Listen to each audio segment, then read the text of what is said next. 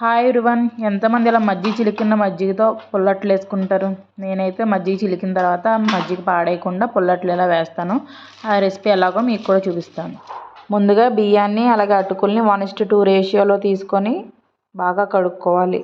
మనం చిలుక్కొని పక్కన పెట్టుకున్న మజ్జిగని యాడ్ చేసి ఒక 4-5 గంటల వరకు నానబెట్టుకోవాలి. ఇందులోనే 1 స్పూన్ మెంతులు కూడా వేసుకోవాలి. నానిన బియ్యాన్ని ఇంకా మజ్జిగ ఏమైనా మిగిలితే అవి కూడా మిక్సీలో వేసి రెండు కూడా చక్కగా మెత్తగా రుబ్బుకొని నైట్ అంతా కూడా ఫర్మెంట్ చేసుకోవాలి. ఇలా నైట్ అంతా పులిసిన పిండితో అట్లేసుకుంటే చక్కగా మనం మజ్జిగతో చేసిన పుల్లట్లు అనేవి రెడీ అయిపోతాయి. దీన్ని ఆవకాయ పచ్చడితో కనుక నంచుకొని తింటే చాలా బాగుంటుంది. మీరు ఎప్పుడైనా ఈ రెసిపీని ట్రై చేస్తారా? ట్రై చేయకపోతే ఒకసారి ట్రై చేసి మీకు ఎలా వచ్చింది అనేది కామెంట్ బాక్స్లో కామెంట్ చేయండి.